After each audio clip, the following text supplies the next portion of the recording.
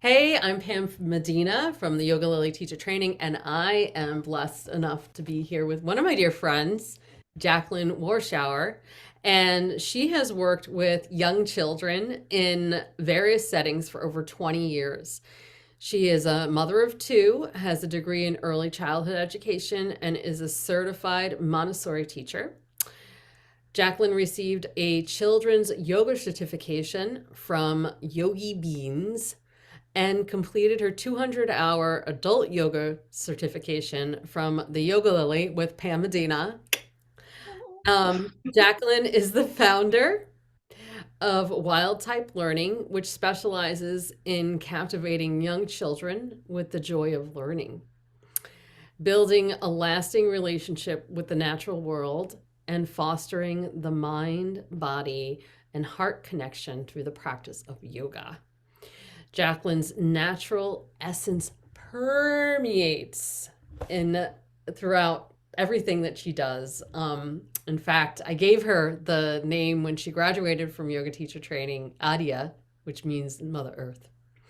So, so grateful to be able to share this time with you. And um, I just want to say I've had the blessing of being able to be at Wild Type Learning with my foster daughter, with Jackie, and it was so powerful, such an extraordinary experience. So, Jackie, before we get into kind of like the meat of what you do, which is Wild Type Learning, um, Hmm. what what made you first interested in yoga? How did yoga call to you, or how did you decide to become a yoga teacher? At the beginning stages, maybe of Yogi Beans, and then like what made you decide to go in further for your 200-hour teacher training? Yeah, it has been quite a wild journey with yoga, I guess you could say. My first experience with yoga was my first year of college, I believe, back in 2003. And I was lucky to have a good first experience of yoga. I've heard some other stories where it's, not been the best first experience, but I do remember it very vividly. Um, I remember the feeling of being in this class. So I was a dancer growing up, and all I knew of yoga was what most people think is the movements, the asana, and, doing these having to be flexible and things like that. So I go into the class, I'm like, okay, I think I can handle this. I was a dancer, body movement, all right. And it was a great class, but then we got to the shavasana at the end, which was a very different experience for me, from dancing body movement to this experience of just laying, right? you know and I remember she had the music that was on, it was wah. I don't know if you've heard that. It's very like Mhm. expansive, these tones and stuff. And I just remember that feeling, this feeling now in reflection, just this opening of this door of the inner world that I had no idea too much about. So that was my first experience. And I remember leaving feeling very, light and energized. And I was like, what was that? What just happened there? And wanted more. So, I mean, I didn't do very regularly, but I kept going back to that through my college experience. And then from there, through traveling and going different places, I was just on this mission to kind of understand and learn more about that inner world and connect with that. So, taking everywhere I went, going to different types of yoga classes, and still, not truly understanding what yoga meant, still kind of in that um, idea that it was stretching the body and just being able to a different way of mindfulness, but I didn't understand there were these 8 limbs at that point. It was still more on the surface, okay, and just kind of exploring these different ways of, different teachers and different schools having that experience, which was neat. And then through there, over the years, kind of deepening what is meditation, what is connecting with this inner world, Mm. um, yeah, starting to be in touch with that. So I remember when I lived out west for a while, I was teaching children in a classroom, and I had to get like 8 kids for a nap at the same time. And it was chaos, as you could imagine, like sitting in this room. And I remember taking some of those tools from the yoga and just breathing and getting into that meditative state, and how it transformed the kids in that moment. Like when I was able to just kind of breathe, tune into the self, and they would calm down like around me, that like just feeling how the power of that, and then that kind of like spurred more of an interest, right? um yeah, yeah, so just discovering all of Mm.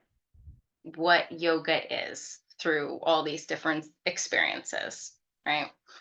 And yeah, then I ended up realizing that I developed all these tools, the breathing techniques and the presence, and noticing how children could be attuned to that, and also realizing how hard life can be sometimes, and how great it was to have these tools, and recognizing how I wished I had them growing up, you Yes, know. and that co-regulation that happens when the teacher or the parent is guiding their children through to use these techniques. Like you're not just calming the children, you're calming yourself, you're regulating yourself, and it's this something that's happening together. Yeah. Yeah.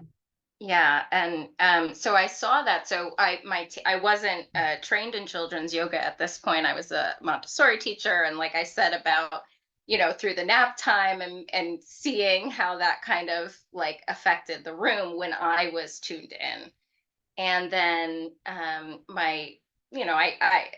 through my classroom, I was like, ooh, let's start doing downward dog, or these different yoga poses and breathing techniques, and started implementing that into my classroom. And how quickly the kids, they just have it naturally. They were excited about it, they were interested in it, they were tuned in to this time that I would say like, oh, yoga time.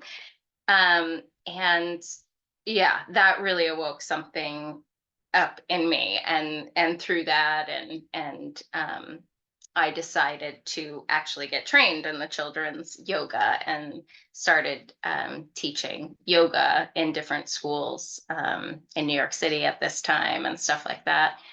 And through that, started to develop more of an understanding of what yoga was, and a deeper understanding. And um, then through this, I met you at a yoga retreat. And Karma yoga retreat. Yep. yeah, and Seva, I School of knew Environmental that Science. I wanted to understand the ancient practice more, to have a better understanding. So that is when I decided to take that leap and then get the adult certification. Yeah, So and you took the training in the most difficult year that I ever offered the training. It was the year that the pandemic happened, and we were 3 months in, I want to say, when we had to close the studio and close the in-person portion off, and then we were online for the rest of for the majority of it until we started going into the pavilion when the weather got warm again, and we would Mhm. eat once a week in under the pavilion for that class. Yeah. Yes. Yes. So we definitely, thank goodness I was in the training when all of that unraveled, because we had each other, we had the support, and we had the practice in place. And we were able to adapt, to really come together and adapt to the change, and use all the tools that we learned through the practice of yoga to really Mhm. um, be able to be present and get through it together. So that was a great experience for What do you sure. think was your biggest takeaway from the entire training? I would say, um, well, there's so much. I think what I love about the training, and why I chose you, was really, really understanding this ancient practice, really the root of what yoga is, and really embracing the tools that you can carry with you throughout your life.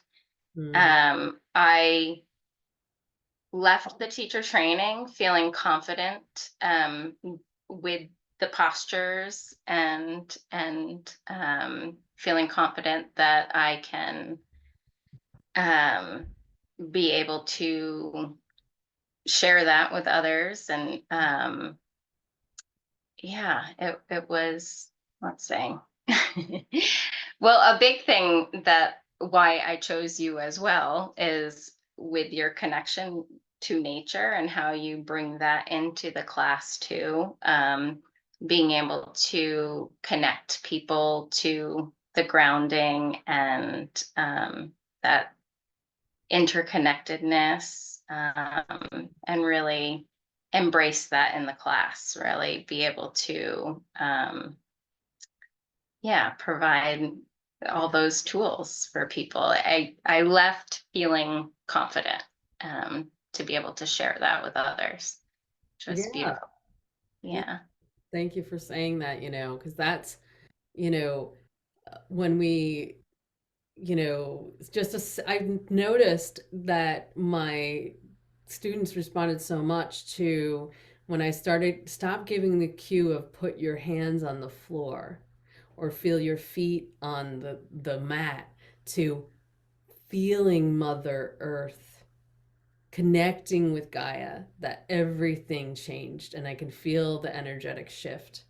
And it Mhm. became more than a physical practice. It started to becoming a spiritual ritual of like oneness, And and I saw that in you, which is why I decided to, take my foster child, who I was hoping to adopt, but didn't work out that way, to be with Jackie once a week for her wild type learning, because it was so set, and we built such a connection with each other and the planet. And but before we go deeper into that, into the yoga, into wild type learning, I want to know more about that, and I want you to share people was what do you think you wanted to wish was different for like, and I know it's hard, it might be hard because I was your teacher, um, but I've also changed a lot of it. What do you, As we all have since, yeah. yes. What do you think was, if you could have changed one thing about the way the training was? Well, I think our group was unique, right? Because we experienced the training through, the world's going through so many changes, Mm. and having to adapt very quickly, which you did beautifully. from being in person to having to, have the experience online. Um, so, I mean, I think there were benefits in that, like leaving the program. I had an extra set of tools in my bag that I learned how to teach a class online. I learned how to use Zoom and how to adapt in that way, which was a positive. I do think, as we all know, there's definitely benefits with being in person. So, Yeah. that's one thing. It's like, oh, to have that full experience of being in your presence and being able to hands on and a little bit more of that. Um, so of course that would be my main thing. But besides that, I would say more outside. Yay! But my favorite parts were when we did those walks in the back, Mm. the meditative walks, and just bringing that into our learning was delightful and just fun. I remember us all just like giggling, and like it was fun to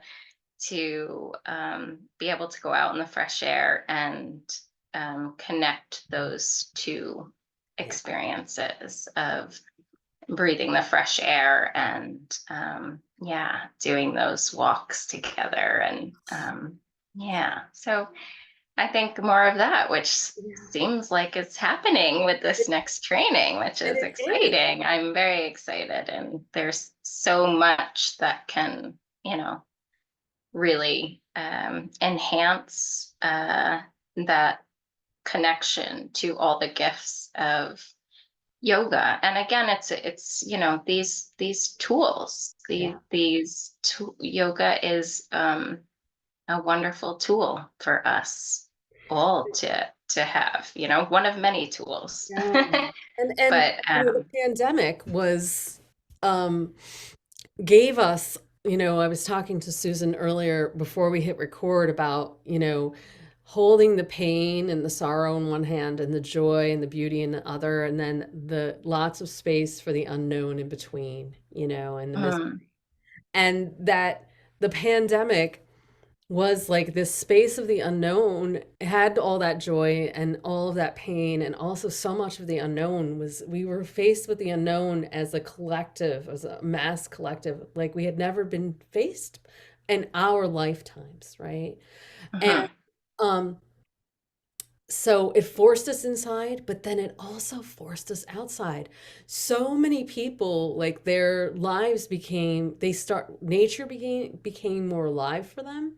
And it wasn't that they became more alive, it was that there was space for it to become alive. And it forced me to figure out ways how we could get outside. And if we hadn't have been, in the pavilion, under the pavilion in Clifton Park, I would have never had the vision that I'm not going to force myself to stay inside.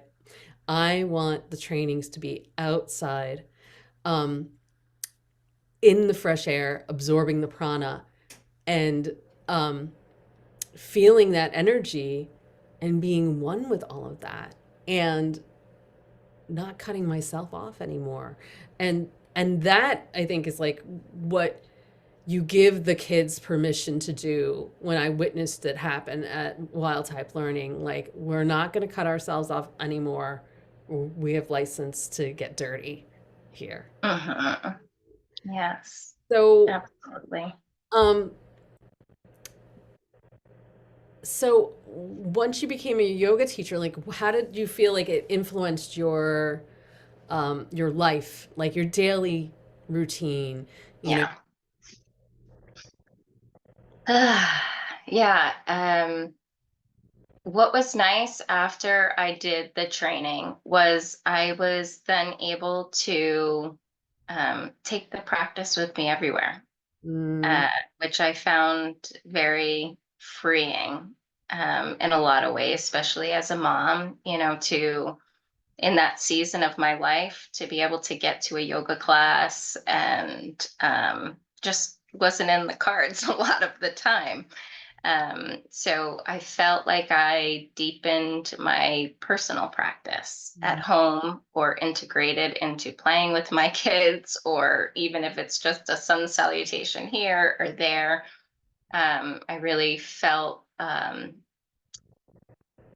I felt more in tune with what it was that my body needed. I felt more permission to explore that and to loosen up into that, right? As opposed to like, oh, it needs to be this way, or, okay, I need to make it look like this, or, it allowed me that freedom to tune into really what it was I was feeling in that moment, what I need, as it is still. And really be able to again connect with that inner knowingness, that self, and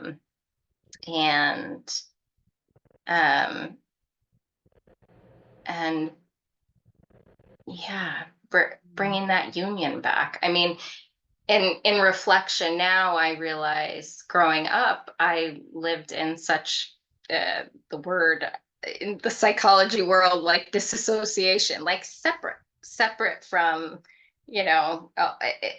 just kind of like bumbling through, right? And and I feel like yoga has been a tool that has, helped me. Okay, what am I feeling? What is happening right in this moment? Being more present with my children, Mm. being um, present with what is, right? So I think after the training, yeah, the freedom keeps coming to mind. It just frees me to embody um, yoga, right? In what it means to me, Yeah. and not feel like I'm not doing it right. And Right. motherhood has been such a sacred practice for you as your friend being able to witness like the way that you experience motherhood has been um I'm like being moved a little bit. I don't have the word for it right now, but um so powerful and um like the such a sacrament, like a passage, watching you the way you are with your children at home, and then also when you bring them with you into wild type learning and you're playing the role of now teacher slash mom. And I love that because I've had the great joy of teaching yoga to women who were pregnant or who are young moms, or they were before they got pregnant, before they got married, and then they did get married, and then they're writing to me later, Pam, I'm not doing my yoga, and I'm like, bull. Are you getting on the floor and playing with your kid? Are you breathing? Are you like, are you being present? You are doing yoga. That Yes. is yoga. It doesn't have to always be that we're on the mat and we're doing this posture in this way. That is part of it, but it's not only that, Uh-huh. and then as a mom, you know, sometimes we do need to get on the mat and Yes. stretch it out and breathe it out and correct our pelvis and and do all that stuff, um but it's not only that, um so what has been your most fulfilling, you've taught adults, you've taught children, and you've taught in all these different settings. What has been your most fulfilling teaching experience, um and like what is it that you're teaching when you feel that you're like, as a teacher, when I know that I'm like in that like sweet nectar, I'm really teaching from my soul place, like what is it that you're doing? Mm. Yeah.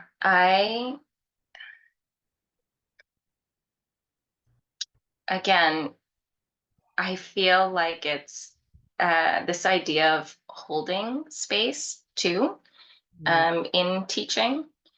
Um, so for me, like what that means to me is carving out a time and a space um, for people to be, to slow down, to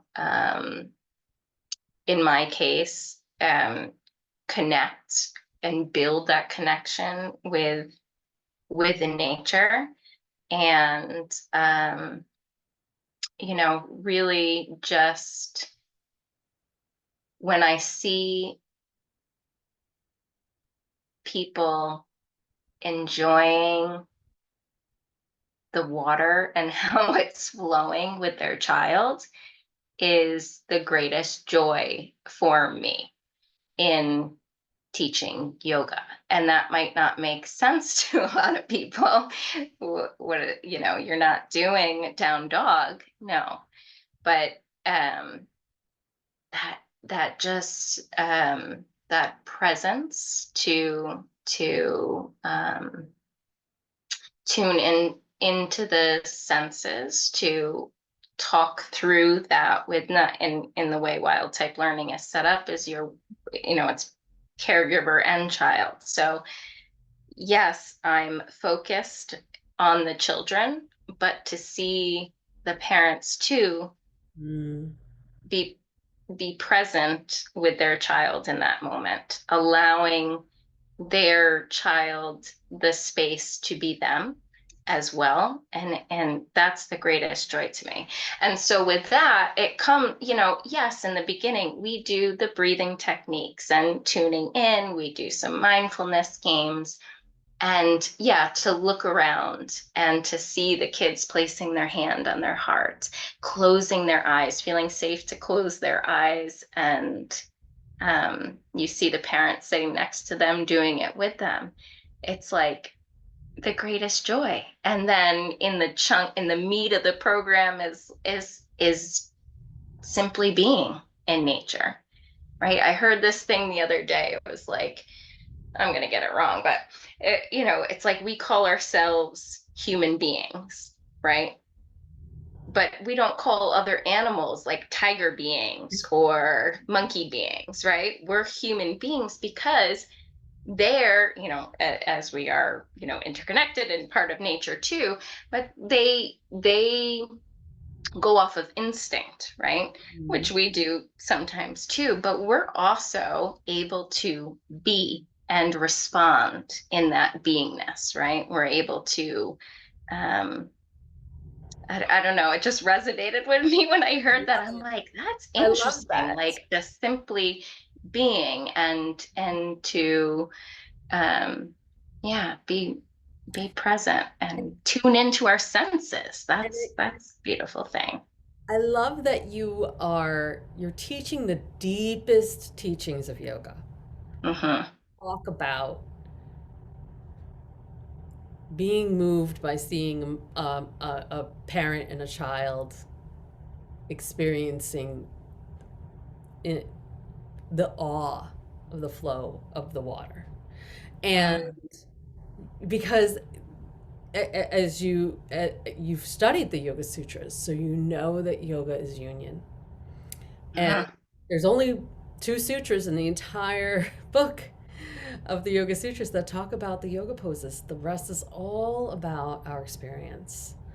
And, as humans. And, um,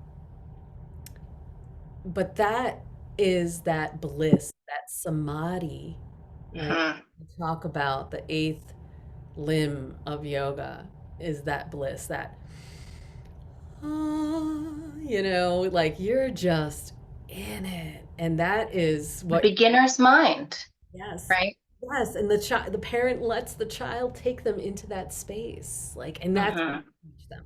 That's what I felt was being taught was to, you know, um, let our child be the leader in this, and to go like kind of go along with them and let myself be awed by the flow of the water and experience and that bliss, and then the connection that happens between parent and child that is just lacking in so many relationships.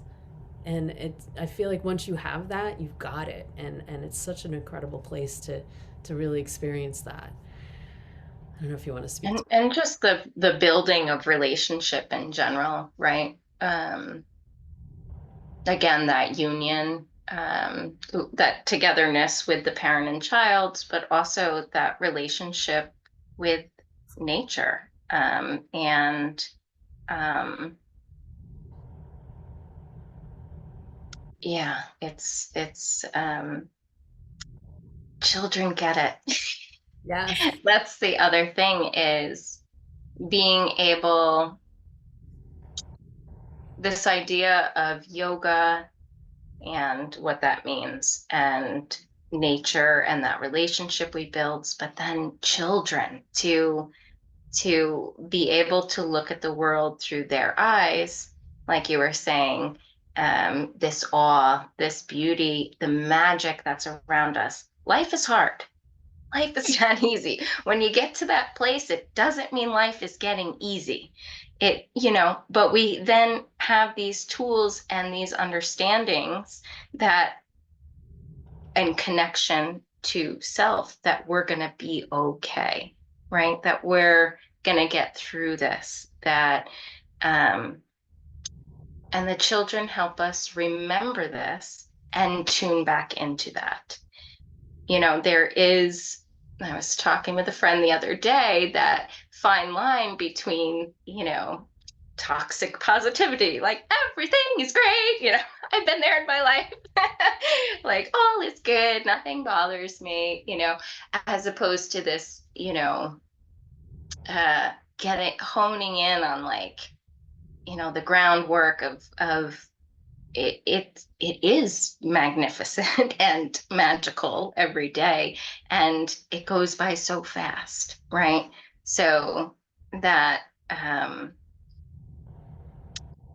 that work in being present and tuning into our senses, and that's a thing with yoga, is it brings this, what are you smelling, what are you hearing, what are you seeing, and helps you to come into the moment, where I feel like when you're immersed in nature, kind of the same thing. So like, if yoga isn't your tool, there's many other tools in life that can help you to get there. And another one for me is being immersed in nature. What, all your senses are heightened, and then you slow down, right? Especially now in the life that we're living, it's nonstop in One the of the day to day. one of the things I loved about joining the Wild Type Learning series, it was like, were they 6 weeks? I think 6 weeks series. Um, 8 weeks when you were there, but yeah. yeah. And was that the preparation that you put into helping the parents to let go into the moment. You t Mm. the list of things that we're supposed to, prepare for, our children getting dirty, what they should wear, what we should bring, um, and like really letting people know we're going to be in the elements, and part of your job as a caretaker is to let go and know that your kid's going to get totally dirty and wet and muddy and stinky. Bring an extra change of clothes. Yeah. Because I think that when as adults we become so separated from nature. Everything becomes so compartmentalized. Like this concept of I'm not doing yoga because I'm not on my yoga mat doing asana, right? And we become so compartmentalized that we are constantly like wiping the mud off the kid's face and fixing their hair and straightening their buttons and and you're saying this is going to be a time we're just going to be like, ah, and we may even dance like that. um And I think we did in one of the in one of the classes. We did some like wild and funky dancing, and we did some yoga poses.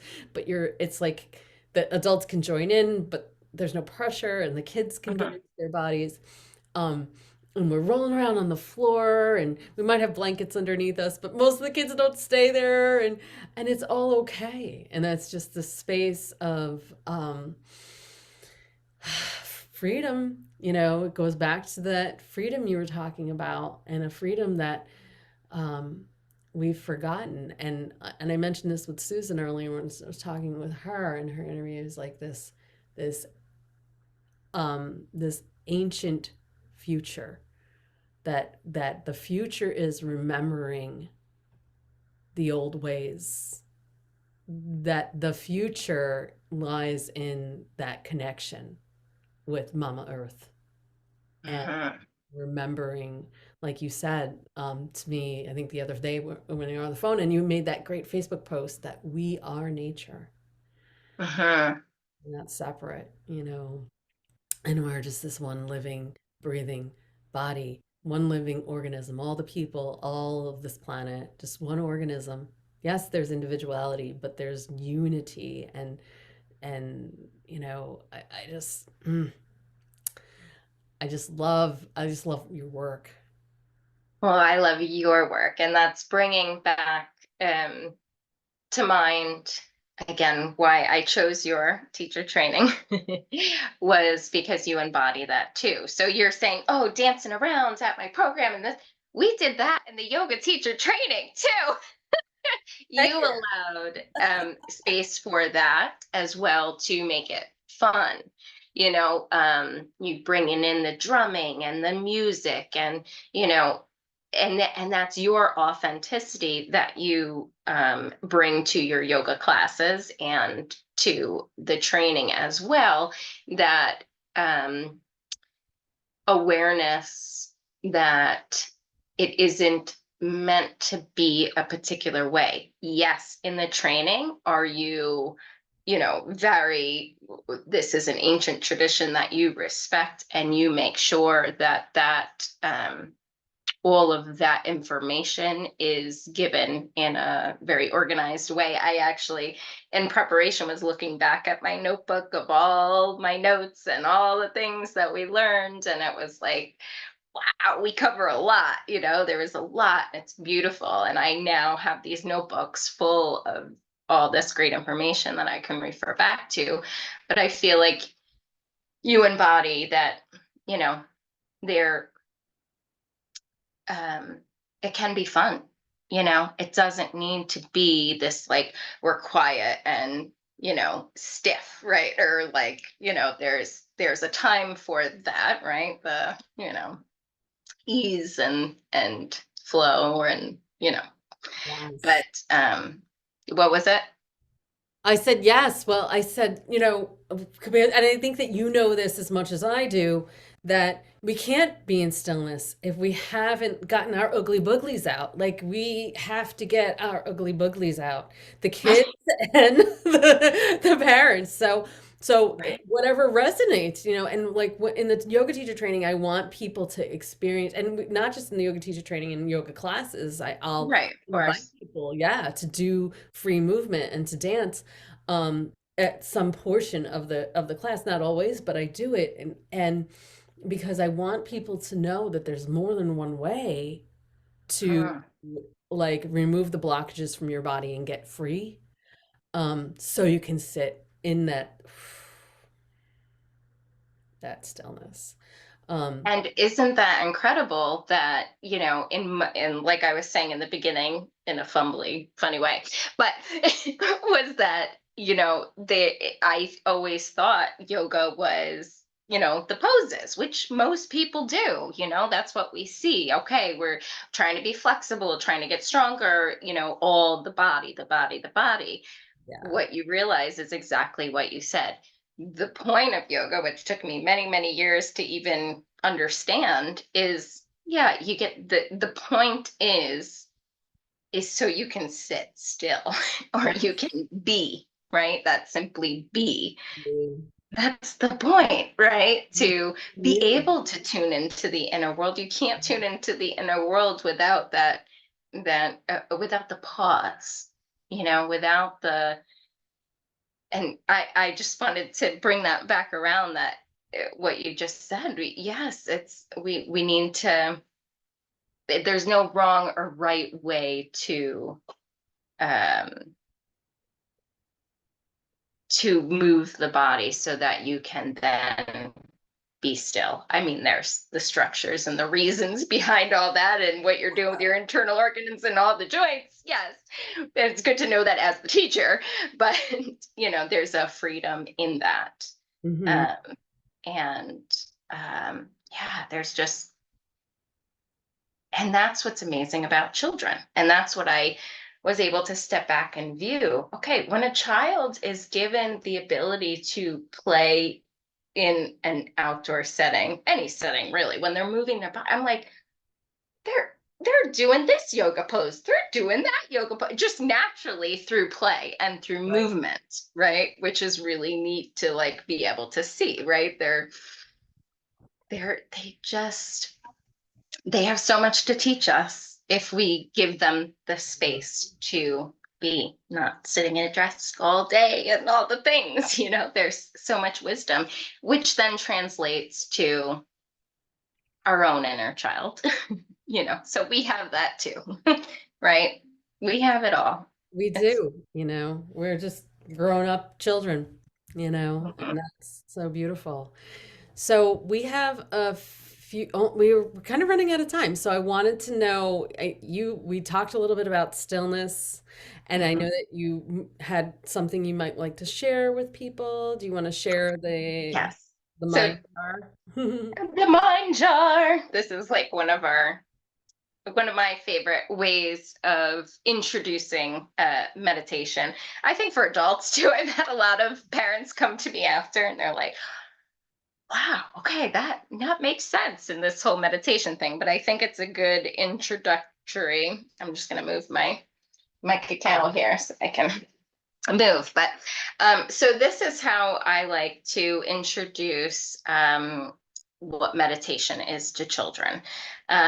Usually I'll have a glass jar or some sort of clear jar, and we call it the mind jar.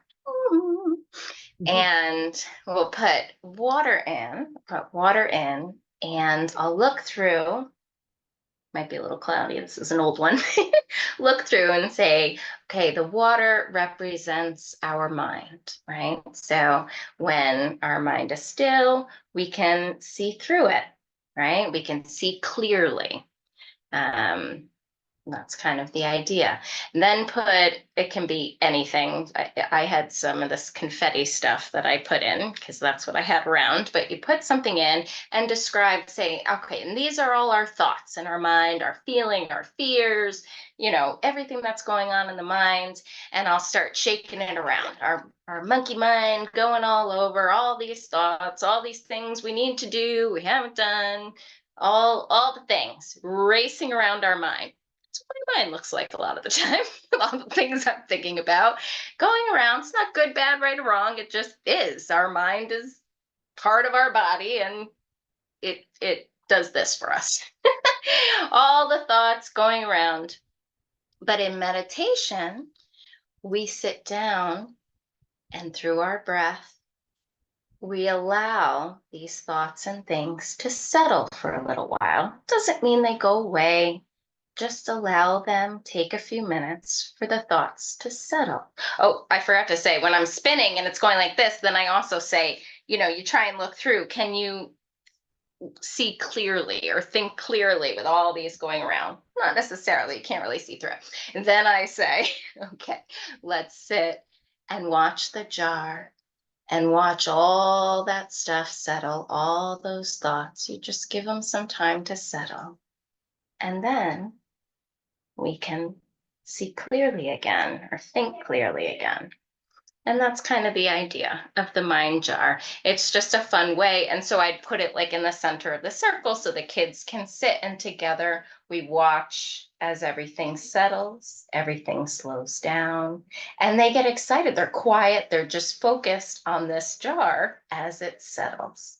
And it just gives a nice example of what we're doing when we're sitting and taking a moment to settle all the things going on in the mind. And I feel so Yeah. much calmer just watching that. And I love the way you kind of do the progression too, because then there's like all of this like wild energy, and they're digging up salamanders and making mud puddles and doing all sorts of wild things. And then there's tea time, and then you would do some kind of mindfulness piece. And then I love the way you closed by looking into the eyes of each child and like Mhm. saying from your heart, "Thank you. I see you." You know? What we I got chills. Isn't that what we all want to It be is. seen, right? Yes, my Mhm. gosh, I mean, I think that I was probably an adult before somebody ever looked at me that deeply, you know? And Mhm. so to see that kind of like recognition is just so beautiful, Jackie. I just love your work. So tell everybody how they can find you and what you're offering. I know that your courses are selling out. Like you can't even provide enough services to everybody right now. But if they wanted to like get on a waiting list or something, is that possible? How do you tell Yeah, them? so we have the social medias, Wild Type Learning, Facebook and Instagram, and then it's to communicate with me, wildtypelearning@gmail.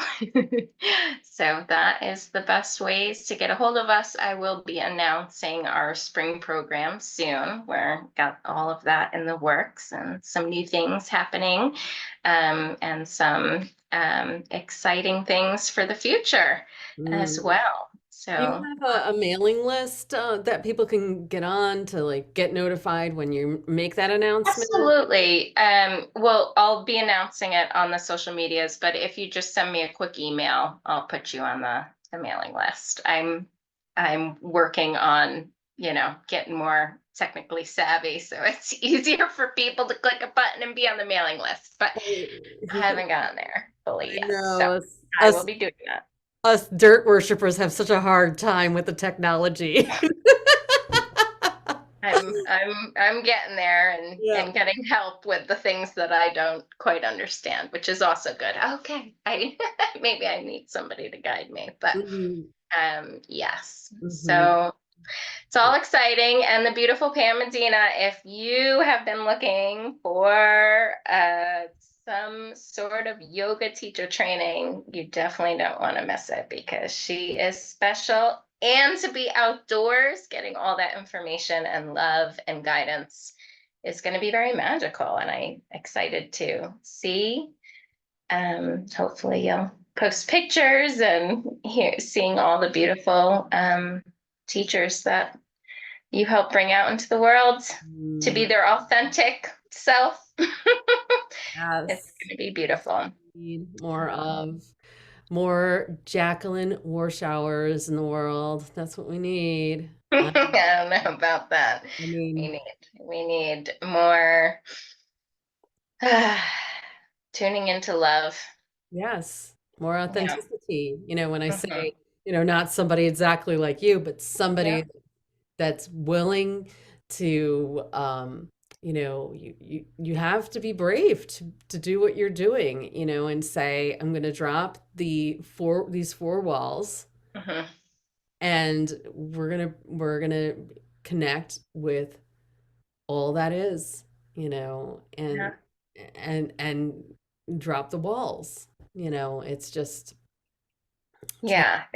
Yeah. There is definitely bravery, but it's just this expansiveness too, like how what tuning into all the magic that's within each of us. it's yeah. it's And you have a website as well, right, I Jackie? do. Yep. That's called Wild Type Acres. Wildtypeacres.com. www.wildtypeacres.com. Awesome. Yeah. But if Oh, you type well, in wild type learning, it will pop up. it'll come up. Yes, Yes. absolutely. And how do you spell it? WILDTYPE and then acres, ACRES Okay. is the website. Yeah. That if you type in wild type learning, it It'll will pop up as well. Well, thank you Um, everybody for joining us. I'm Pam Medina of the Yoga Lily and the Yoga Lily Teacher Training Program. And I'm so happy to have had a chance to talk with you, Jackie. I hope to do this again soon. yes, thank you, Pam.